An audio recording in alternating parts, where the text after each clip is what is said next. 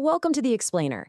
So, I was diving into our source material today, and wow, I found a concept that completely reframed something I struggle with all the time: task avoidance. You know the exact feeling, right? You're staring down this massive project, and suddenly, out of nowhere, deciding to organize your spice rack by alphabetical order feels like the most urgent thing in the world. We usually beat ourselves up over it, we call it laziness or maybe a lack of discipline, but this source introduces this absolutely fascinating concept called the fight stance. And honestly, it's a total game changer for how I look at those moments. Let's get right into it.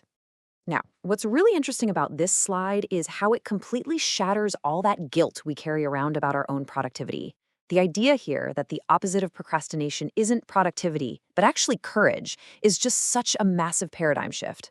I mean, we are so culturally conditioned to think, oh, I just need a better time management app, or I need a stricter schedule, or, just one more cup of coffee to power through this to-do list. We always think the fix is just more productivity.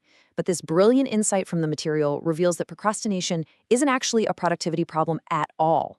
Not even a little bit. It's an emotional problem. And the antidote? It's not some fancy new scheduling hack, it's courage. So, to really wrap our heads around why courage is the answer, we have to look at what's actually happening in our brains when we put things off. Procrastination is actually deeply rooted in our biology. It is, quite literally, the flight response. Think about it. When you're faced with a really daunting task, your brain perceives all that stress, the difficulty, or even just the potential for failure as a literal threat. And what does our instinct tell us to do when faced with a threat? Run away. Your brain honestly can't tell the difference between a looming saber-toothed tiger and a looming spreadsheet. So hey, you aren't being lazy when you scroll social media instead of starting that presentation.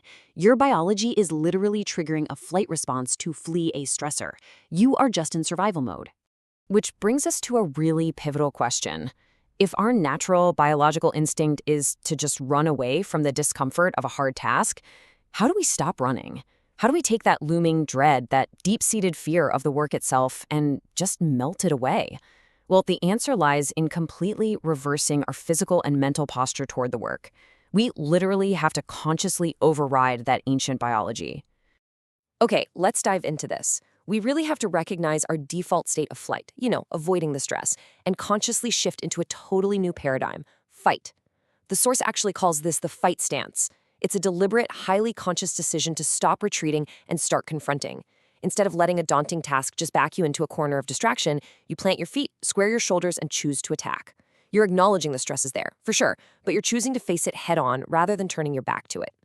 I want you to notice the deeply visceral language the source uses here. It doesn't say, slowly approaching the task gently reduces anxiety. No, it says attacking. Taking definitive action is the literal heat that destroys fear. Because fear thrives in avoidance, right? The longer you stay in that flight mode, the bigger and scarier the task seems. It's like a giant shadow on the wall. But the exact moment you take the offensive, like aggressively typing out a terrible first draft just to get some words on the page, or finally opening that scary email and hitting reply, that fear completely loses its structure. It literally melts under the heat of your own courageous action. So the crucial point is this entire mental shift boils down to a few really empowering realizations. First, ditch the productivity apps and just lean into raw courage. Second, catch yourself when you're in flight mode, when you're running from the stress. Actually scratch that. Don't just catch yourself. Consciously pivot and shift into the fight stance. And finally, meet the fear head on. You absolutely have to attack it, because at the end of the day, courage is your ultimate and, frankly, your most effective tool. I really want to leave you with this final provocative thought. We all have that one thing we've been running from, don't we? That one stressor we've been avoiding all week or maybe all month. So what daunting task will you attack with courage today? It's time to stop fleeing, assume the fight stance, step right into the arena of your own life, and watch that fear just melt away.